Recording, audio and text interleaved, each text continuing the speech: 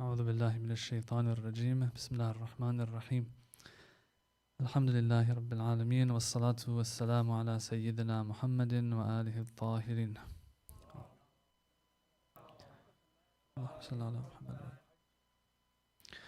Alhamdulillah, we have an opportunity to cover some hadiths from the Holy Prophet sallallahu alaihi wasallam and the Ahlul Bayt alayhi salam. And for that we want to, inshallah, use the book of Wasa'il al-Shi'a. Wasa'il al-Shi'a, of course, is a very famous book. It is the go-to book that the Maraja use for their fiqhi discussions. Okay? But in that book, which is 20 to 30 volumes based on the print, you'll also have a part in there, a chapter in there called the chapter of the struggle against the self, fighting the self, jihadun nafs. And this book, within this collection, 20-30 volume collection of Wasa'il al-Shi'a, this book in particular has been printed separately because it is more akhlaqi than it is fiqhi. Okay? And this is a book that Ayatollah Bahjat would say that he would suggest people to encourage people to read the hadiths in this book of Wasa'il al-Shi'a. And so it got very famous back in the day in Iran, in Qom and other places. And so it was printed separately from the whole 20-30 volume collection, right? And so everyone had one of those in their homes too. So I thought to myself it'll be a good idea to go through these hadiths. There's about maybe 50, 60 chapters in this book of the struggle against the self. But I think that we can take much inspiration from these hadiths. Now, I will skip some of them. Some of them are very long. Within this book of fighting against the self, you will have like Risalatul Huquq in it, all of it, of Imam Zain al-Abidin alayhi salam. We're not going to go through that. That itself requires another series, another set of lectures and stuff. But the smaller hadiths that we can benefit from, inshallah, we're gonna go through those, inshallah. Recite a salawat, please.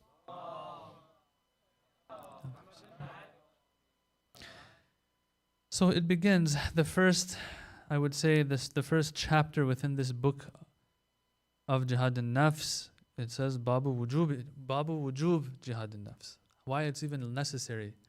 What the Imams, the Holy Prophet ﷺ have said in regards to how important it is to even understand that we have to go and fight the self and struggle against the self. To understand that it is a struggle to begin with.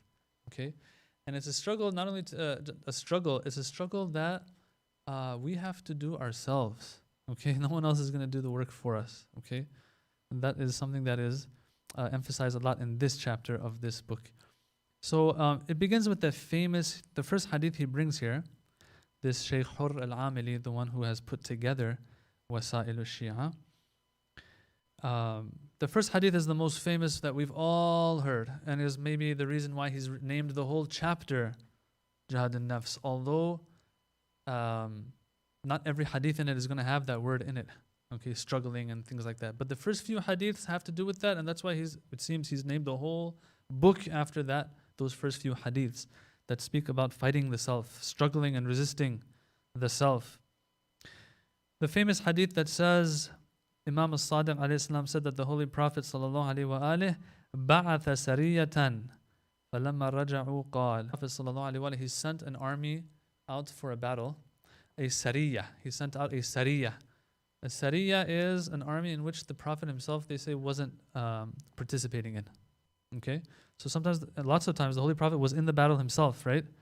But sometimes he would send out an army without him being with them. And one of his ashab was the commander. So he sends out an army, they come back. When they come back, we've all heard this, right?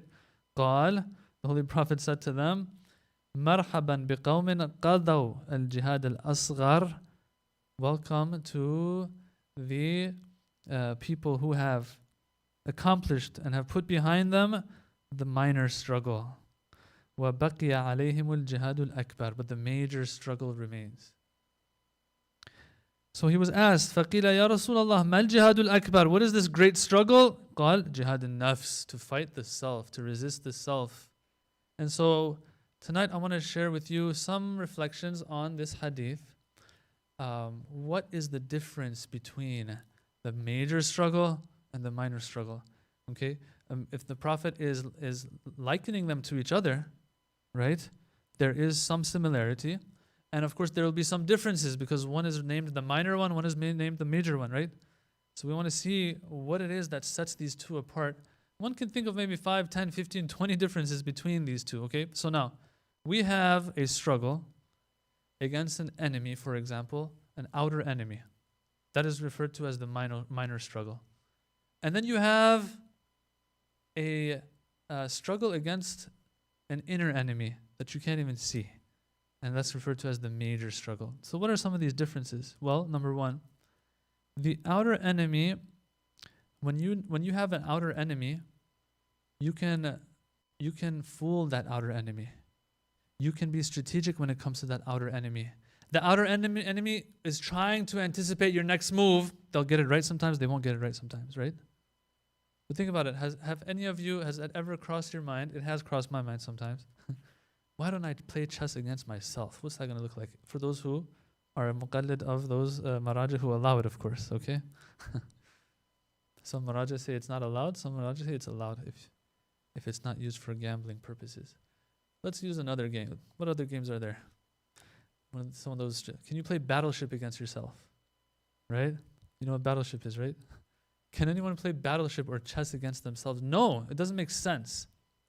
Because there's almost no chance in it. It's not like you're rolling your dice and you're representing player A now, and then you roll dice, you represent player B. No, it's not about chance here.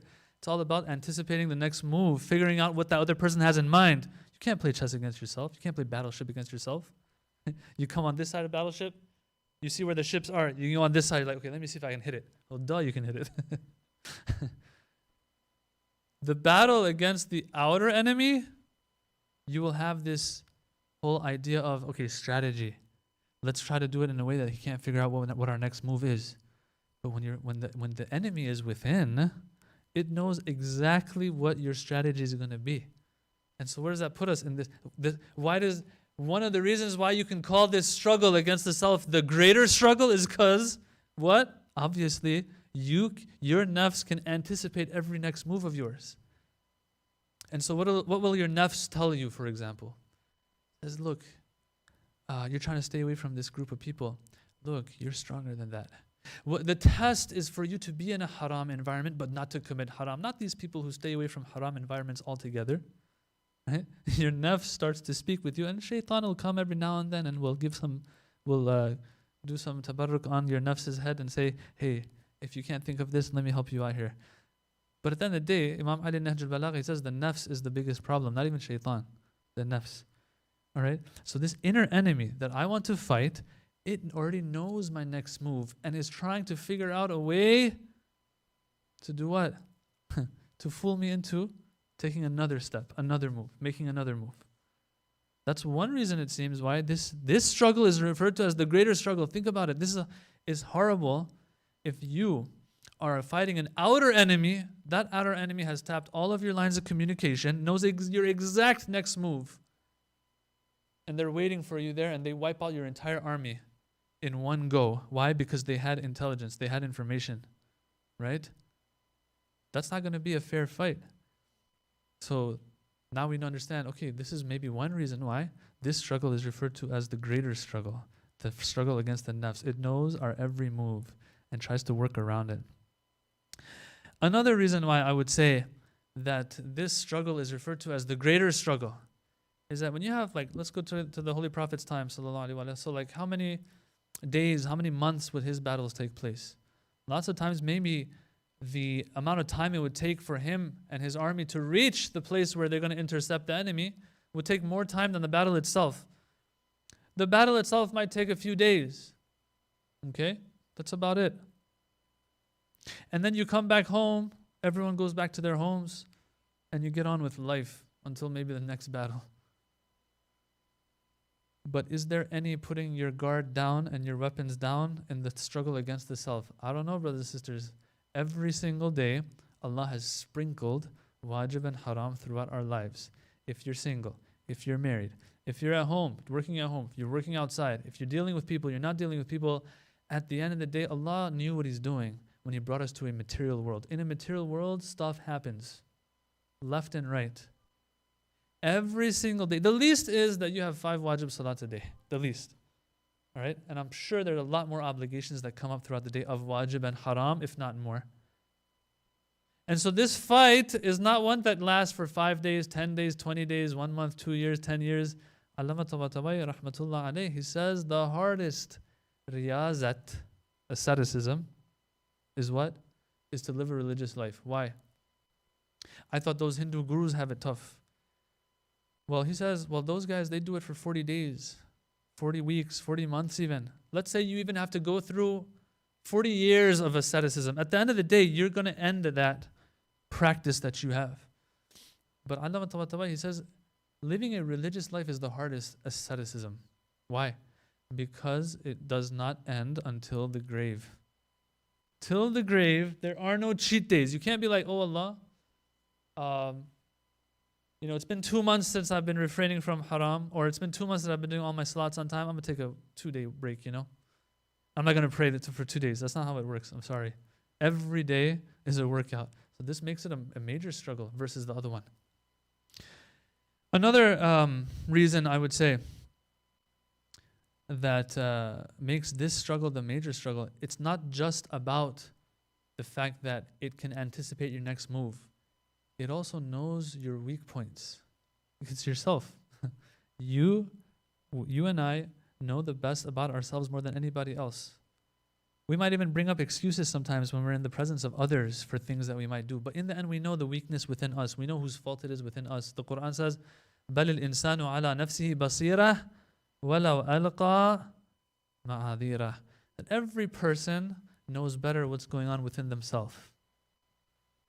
Even though they might bring excuses outside, but they know deep inside what's going on within them. And so the nafs knows what the weaknesses are. Shaitan knows what the weaknesses are. The outer enemy doesn't know. The outer enemy is trying to figure those out. And so this also makes it the major struggle versus the minor struggle. Another one is that you can always have a peace treaty with the outer enemy. You can always come to terms at the end of the day. I mean, you can at least have a ceasefire, like Imam Hassan and Muawiyah. They had a ceasefire eventually, right? But is there a ceasefire ever between the nafs and the self? No, there is no ceasefire. The nafs is always ammaratun bis-su'i illa ma rahima rabbi. That the nafs is always, according to Prophet Yusuf alayhi salam, the nafs is ammara. It's not amir, it's ammara. Amir means a person who commands once or twice, and we're done. Ammara means always commanding you. The nafs is always commanding you. Yes? And so this guy thinks he's supposed to run the show. No peace treaties, no ceasefires, nothing there. I am in constant struggle with this guy, which is myself. With the outer enemy, things, they're beating the drums, the adrenaline's pumping and rushing, right? You feel good about yourself. People go to the gym, right? When they're pumping the iron, they're feeling good. It's a good feeling. No one likes the cardio. It's boring, right? It's boring. You don't like it. With fighting the self, it gets boring. It gets repetitive. It drags on. That's part of the test. That's how it's supposed to be. But these are the people who get the most results. The ones who hang in there, no matter how boring it is. You've seen the athletes. These athletes, they go up there. I've seen them there. They say it while he's on the treadmill walking. He's like, I hate cardio. He says it, I hate it. This guy is ready to play football games all the time. This linebacker. No problem. In the game, there's a lot of contact. There's a lot of hitting. He's like, I know, but it's fun. There's energy. It's different. You don't know what's going to happen. This is boring as anything. Yeah, that's how it is. The greater struggle, you won't have adrenaline pumping. You won't feel good about yourself lots of times. You won't even see the difference in yourself. Like, where's the growth? I don't see it. Yeah, you might not be seeing it, but it's happening. And so it becomes harder because it seems to be less rewarding, than that struggle that you have in the battlefield. Yeah. One of them targets your life. That's the minor struggle, the minor fighting, the minor jihad. One of them targets your akhirah. Which one is more important, my akhirah or my life in this world? Makes this one more important again. The outer enemy is sometimes very far away from you. I mean, today, especially in wars today, you don't even know the enemy you're shooting at. You don't even see them. You're just shooting, right? Back then, it wasn't like this, by the way. Back then, when they would fight like real men. If you wanted to slay somebody, you had to slay them, not shoot them, right? The best you would get was arrows. That's about it. Or else, if you were going to kill somebody, you would have to, it would took work to kill them, not just the pull of a trigger or a push, pulling a trigger. Yeah, you pull the trigger. It's not about that. Nowadays, it's even easier than that. You push a button and then you get 1,000 people killed in one go with a bomb or something. Back then, it wasn't like this. It was hard to slay somebody. Yeah? So you had to come real close to the enemy before you could actually get that done. Nowadays, the enemy is far away from you. When you're fighting the nafs, the enemy, how close is that enemy to you? It's as close as the enemy can get, and that's why there is a lot of danger versus the enemies that were far away. Back then, if the enemy was far away from you, you didn't have to worry too much. I mean, who other than Robin Hood, who else can shoot the target and hit the bullseye, right? Even that's fake, by the way. Just letting you know. Robin Hood wasn't real. Was he? So back then, the enemy was far. If they were far away, you didn't feel threatened. And lots of times they were far away until they would come close. But here, the enemy is always in your face. As a matter of fact, the enemy is your face, in a sense. Okay? It is yourself. And so the danger is always imminent. The outer enemy, those in battles of Badr or Uhud or others, they taught us that when the outer enemy is taking over, you can always flee from the outer enemy. Right? There were some who fled in the beginning of Islam, in the advent of Islam, they fled the battlefield. All the way till today, you will have people fleeing the battlefield, right? The Quran speaks about these people. You can flee, you can run, and you can hide even when it comes to the outer enemy. The inner enemy, there's no hiding, there's no running. Allah subhanahu wa ta'ala, if there was a way for us to flee from this enemy, He would not have brought us here. There are no shortcuts. You have to face that enemy. And that's why this whole chapter is called Wujub Jihadin Nafs. It is wajib. Not wajib like salat is wajib, saum is wajib, this is haram. Wajib meaning that you have no other choice. You have to embrace this. There is no way out of it. That's why we're here, brothers and sisters. Allah brought us here because there is no way out of it. If there was a way out of it, He would have not brought us here. He would have brought us somewhere, taken us somewhere else where we can't get away from it. You cannot flee. And if you cannot flee and you can only face, that makes this struggle harder than the struggle with the outer enemy. This one's also interesting. This one, the credit will go to somebody else. I didn't think of this one actually. That the outer enemy, everyone in your army will acknowledge that that person is my enemy. Right? Everyone knows in Army A that Army B is the enemy. End of story. No problem. Now, if you want to run away, fine. If you don't think you have what it takes, fine. If you're going to lose, fine. Whatever. But at least you know who the enemy is. But with the inner enemy, lots of people, I think they die and leave this dunya before they find out that that was the enemy that they also had to struggle against. The inner enemy. Lots of times people don't even acknowledge that that is an enemy of mine. Imam Ali Nahjul Balagha, he says this, and I said it a few minutes ago. A'ada aduwik, the biggest enemy of yours, A'ada aduwik, is your nafs. Nafsuka allati bayna jambik. You have to struggle against it. There are some people, not only do they not acknowledge that the outer and the inner enemy is an enemy, as a matter of fact, they take the inner enemy as their God. أَفَرَأَيْتَ مَنِ اتَّخَذَ إِلَهَهُ هَوَاهُ. Have you not seen? There are some people out there, the Quran says FYI, there are some people out there who take their hawa, their nafs, as their ilah. So this guy is in deep trouble because not only does he not know who the enemy is, he thinks the enemy is his God, takes him as his Lord. These people, وَأَضَلَّهُ اللَّهُ عَلَىٰ عِلْمٍ. As a result, what does Allah do? Allah misguides them. They themselves have taken the steps towards misguidance. They're asking for misguidance. Allah gives them misguidance. And finally, the blows of the outer enemy can be felt. When the outer enemy, yes, when you sustain a blow from the outer enemy, you feel it. Nowadays, even these video games, they make them, right?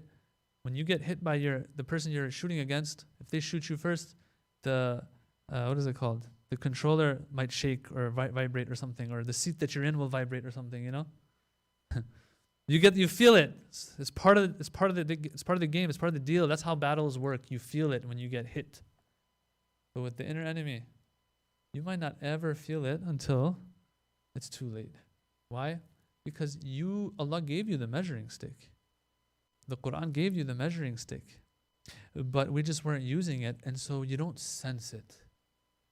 ثُمَّ كَانَ عَاقِبَةَ الَّذِينَ أَسَاءُوا السُّوءَ أَنْ كَذَّبُوا بِآيَاتِ اللَّهِ. That the fate of those who did bad deeds continued in their wrong ways. You know what their fate was? They did takdheeb of Allah's signs. Eventually they turned away from Allah. It's not just, I'm committing this haram or that haram and I ask for Allah for forgiveness. It eventually ended with them doing what? Takdheeb of Allah's signs. Putting Allah aside completely.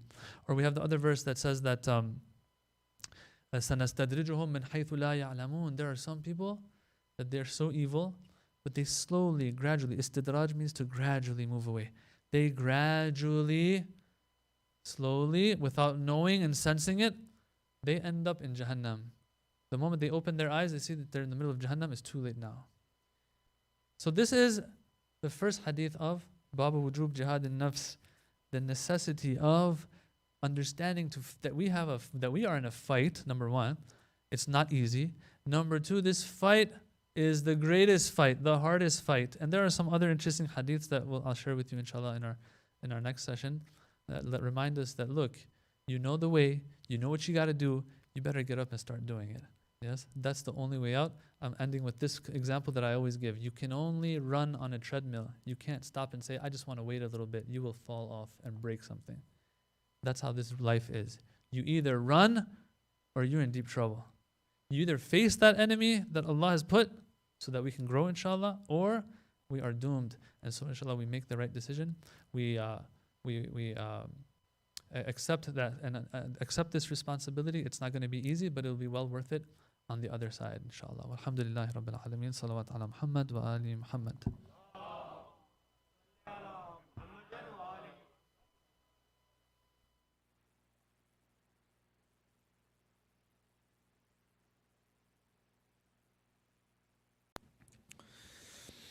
بسم الله الرحمن الرحيم اللهم صل على محمد وآل محمد اللهم إني أسألك برحمتك التي وسعت كل شيء وبقوتك التي قهرت بها كل شيء وخضع لها كل شيء وذل لها كل شيء وبجبروتك التي غلبت بها كل شيء وبعزتك التي لا يقوم لها شيء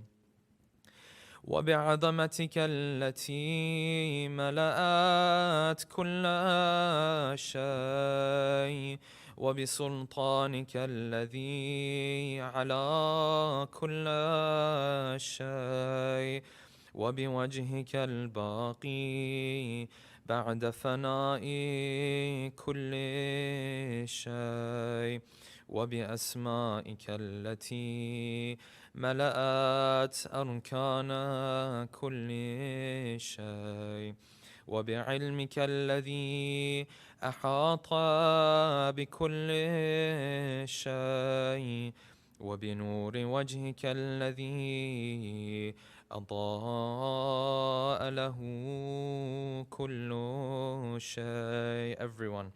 يا نور يا قدوس، يا نور يا نور يا قدوس، يا أول الأولين ويا آخر الآخرين. اللهم اغفر لي الذنوب التي تحت كل عصام. اللهم اغفر لي الذنوب التي تنزل النقام. اللهم اغفر لي الذنوب التي تغير النعام. اللهم اغفر لي الذنوب التي تحبس الدعاء. اللهم اغفر لي الذنوب التي تقطع الرجاء. اللهم اغفر لي الذنوب التي تنزل البلاء. اللهم اغفر لي كل ذنب أذنبته وكل خطيئة أخطأتها. اللهم إني أتقرب إليك بذكرك وأستشفع بك إلى نفسك، وأسألك بجودك أن تدنيني من قربك، وأن توزعني شكرك، وأن تلهمني ذكرك. اللهم إني أسألك سؤال خاضع متذلل خاشع، أن تسامحني وترحمني وتجعلني بقسمك راضيا قانعا، وفي جميع الأحوال متواضعا. اللهم وأسألك سؤال من اشتدت فاقته وأنزل بك عند الشدائد حاجته، وعظم فيما عندك رغبته.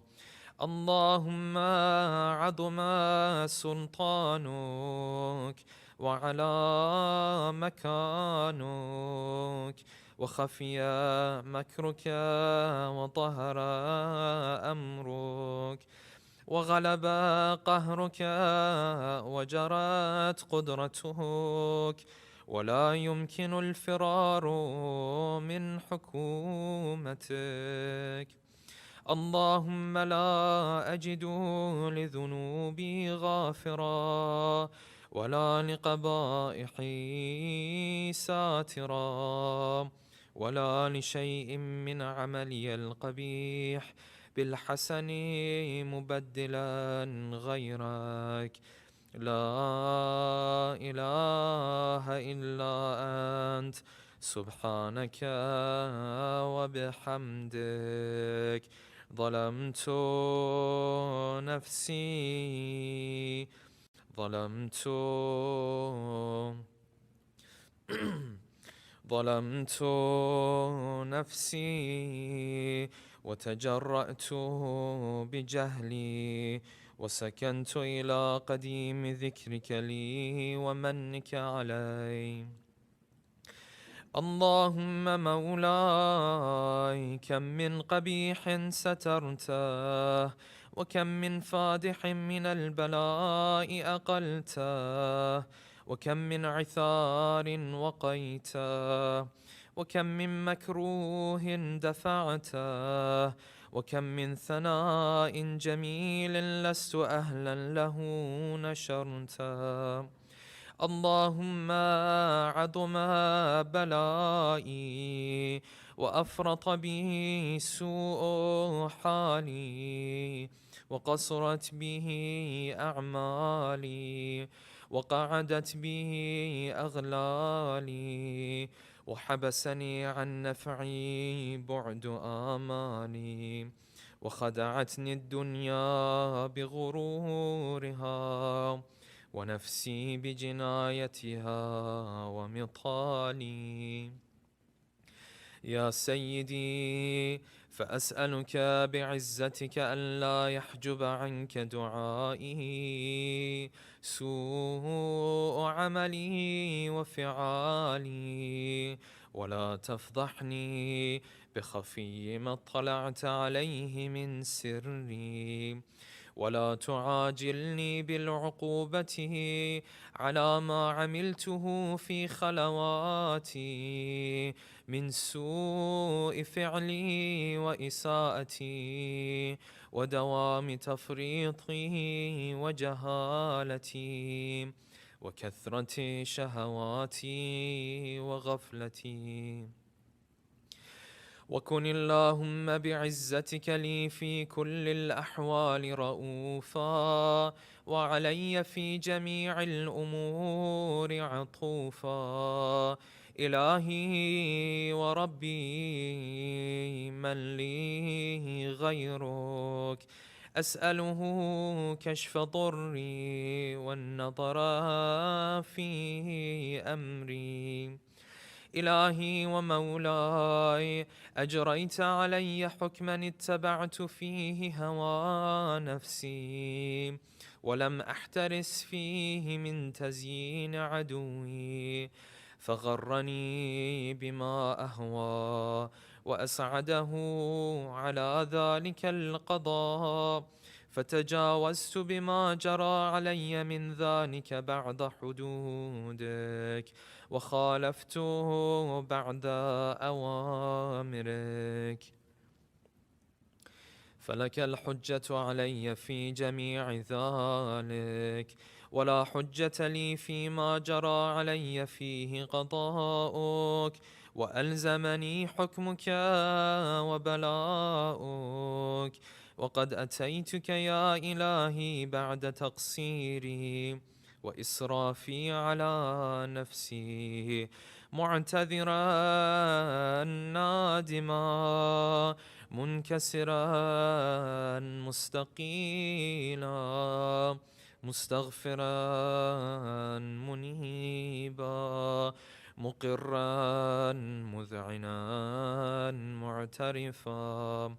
لا أجد مفرا مما كان مني، ولا مفزعا أتوجه إليه في أمري غير قبولك عذري، وإدخالك إياي في سعة من رحمتك. اللهم فاقبل عذري، وارحم شدة ضري، وفكني من شدي وثاقي. Everyone. يا رب ارحم ضعف بدني، يا رب ارحم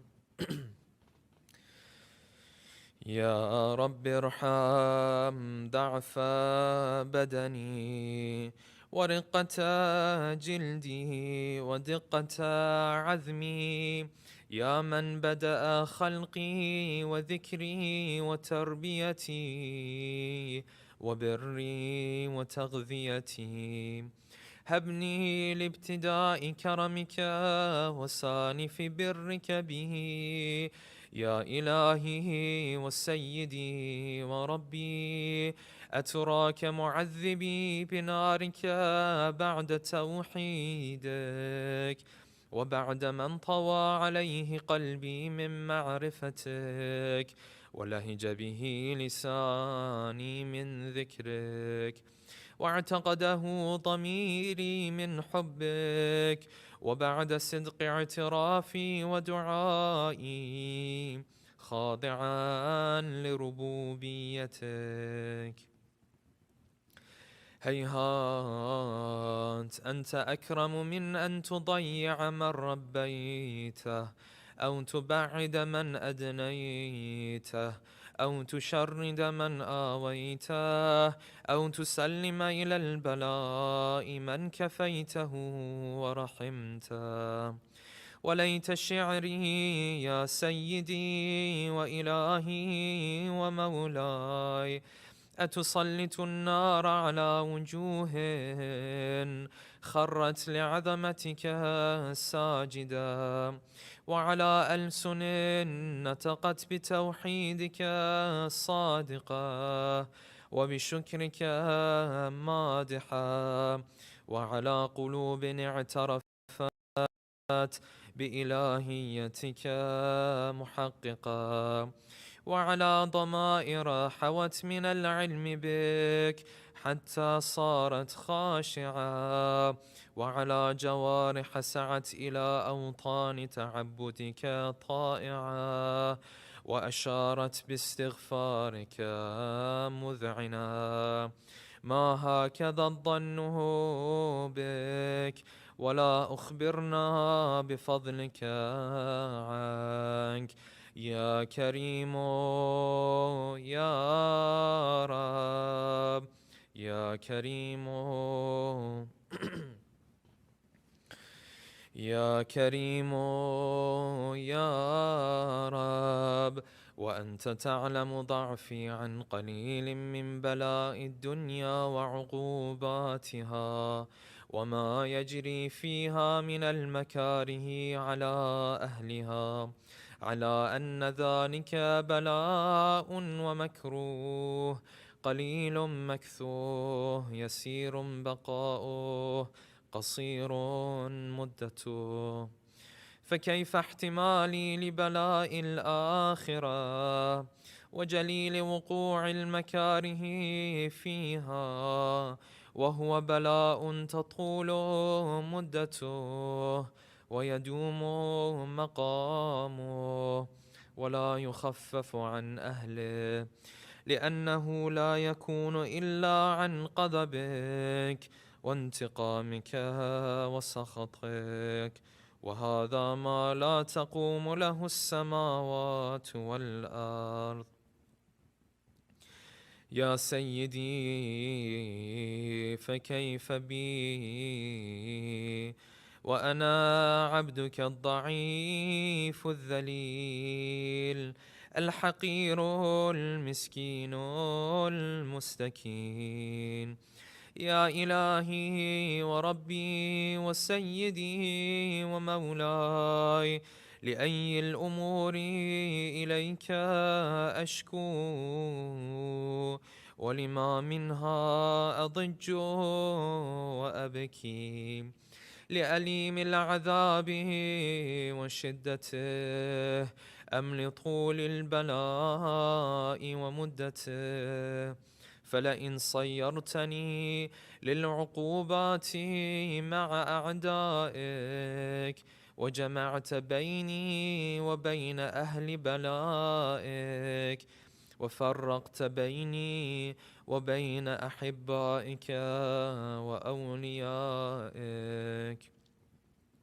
فهبني يا إلهي وسيدي ومولاي وربي، صبرت على عذابك، فكيف أصبر على فراقك؟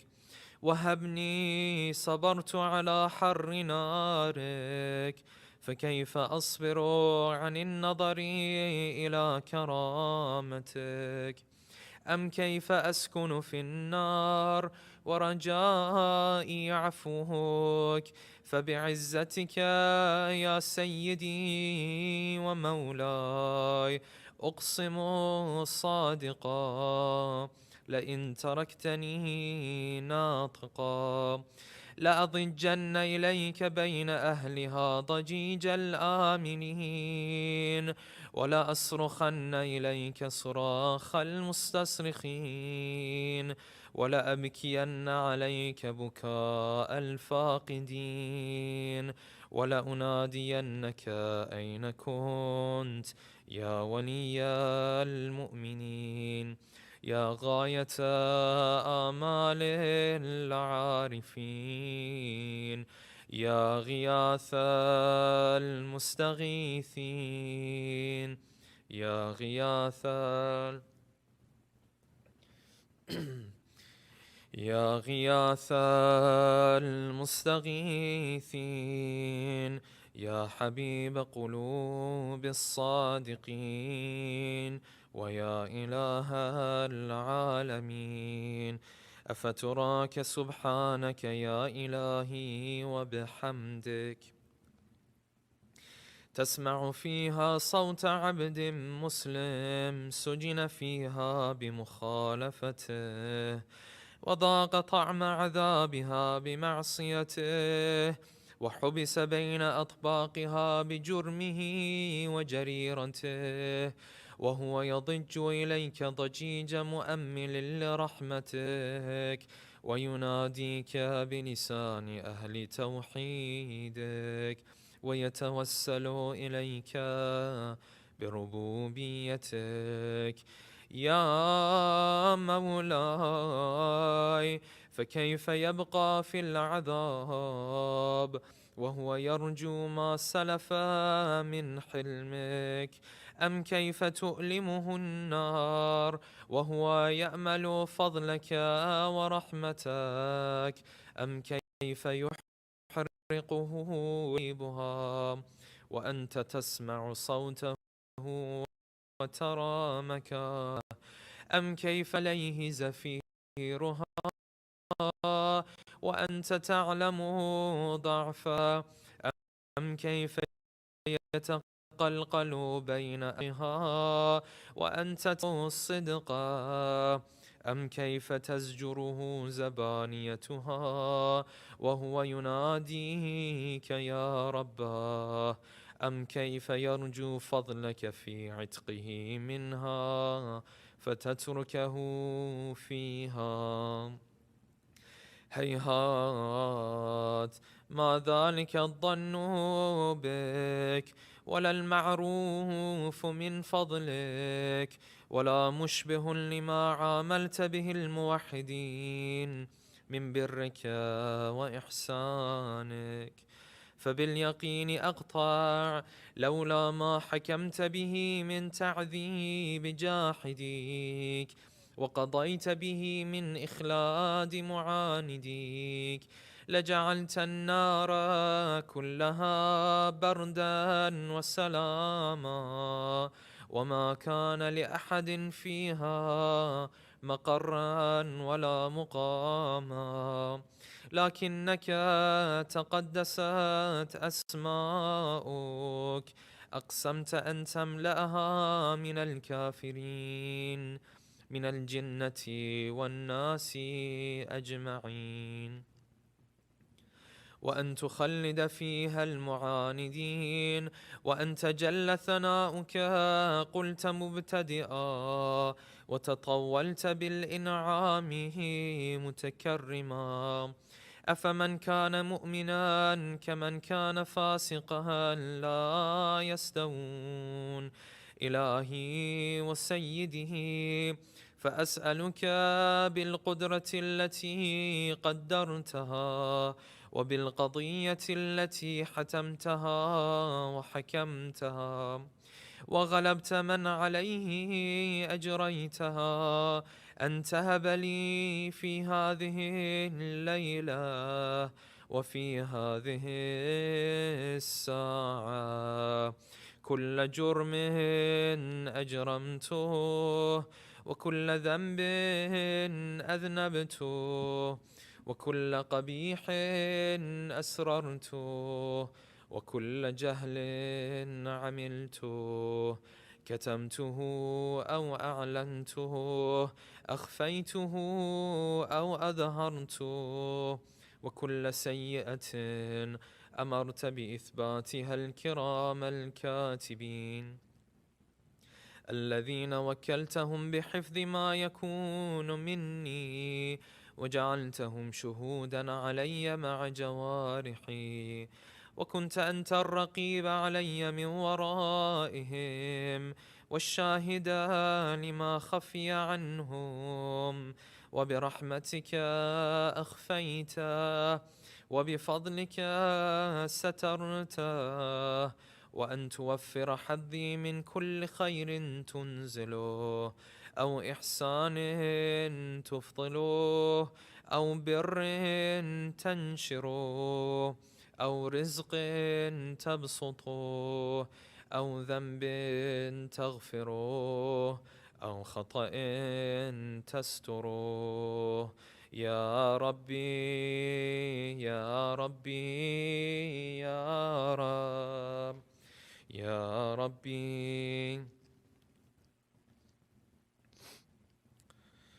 يا ربي يا ربي يا رب، يا إلهي وسيدي ومولاي ومالك رقي، يا من بيده ناصيتي، يا عليما بضري ومسكنتي، يا خبيرا بفقري وفاقتي.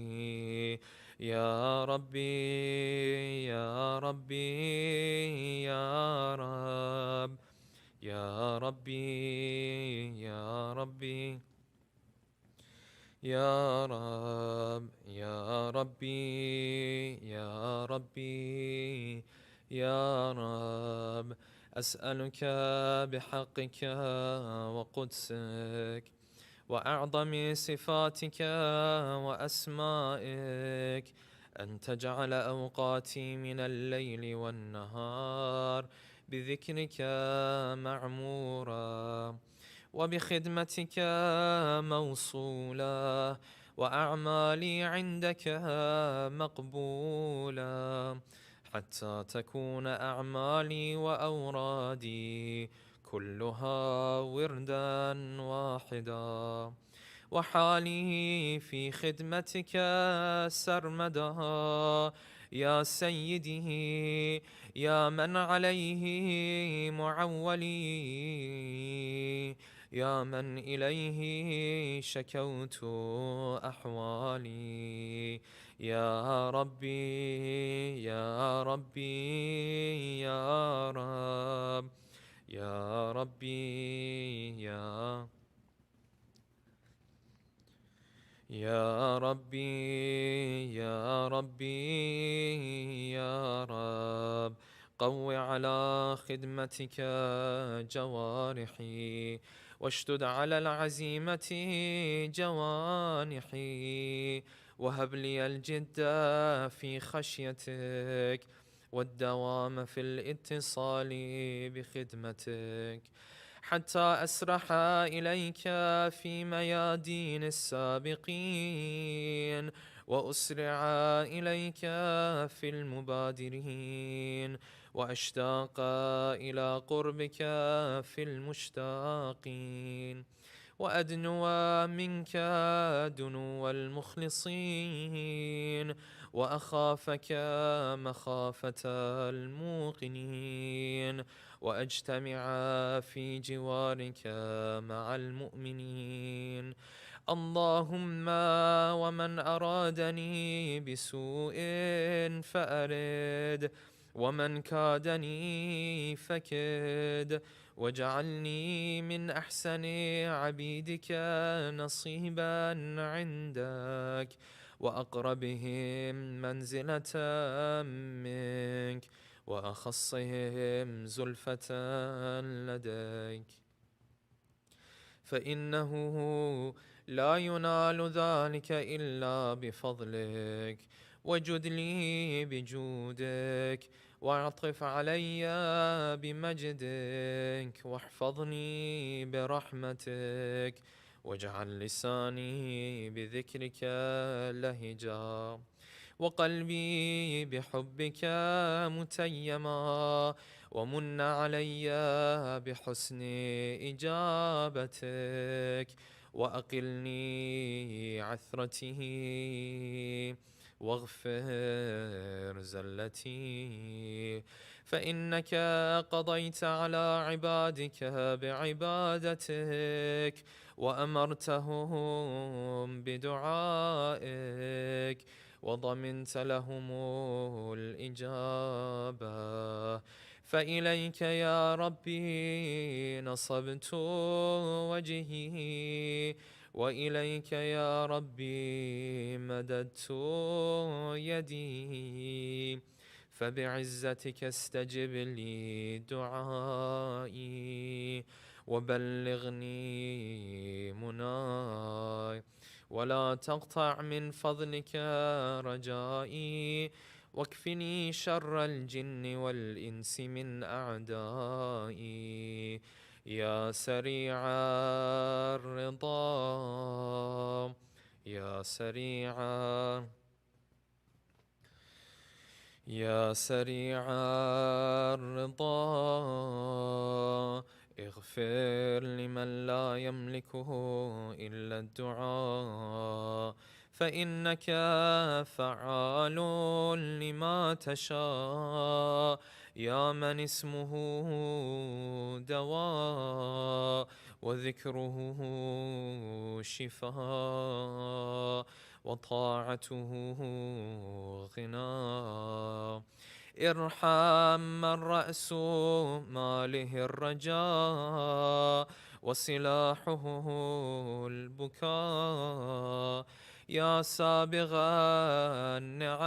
النعم يا دافع النقام يا نور المستوحشين في الظلام يا عالما لا يعلم صل على محمد وآل محمد وافعل بي ما أنت أهله وصلى الله على رسوله والأئمة الميامين من آله وسلم تسليما كثيرا اللهم صل على محمد وآل محمد وعجل فرجهم.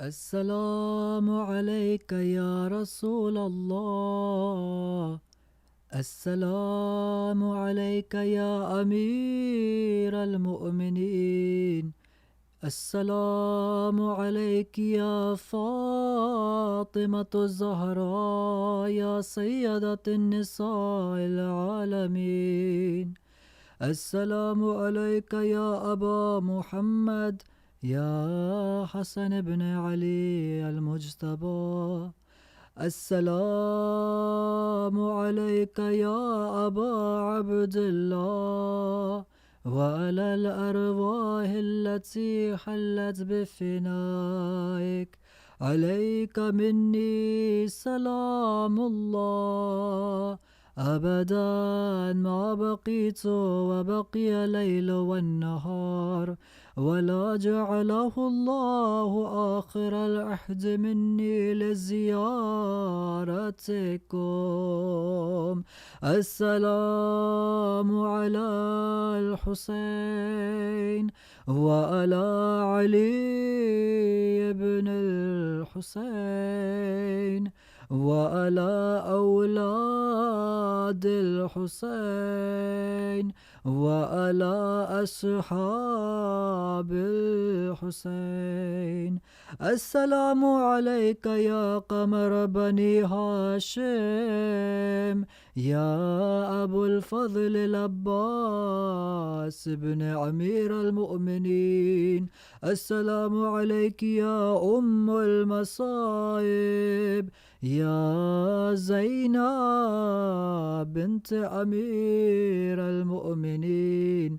السلام عليكم يا شهداء كربلاء جميعا ورحمة الله وبركاته.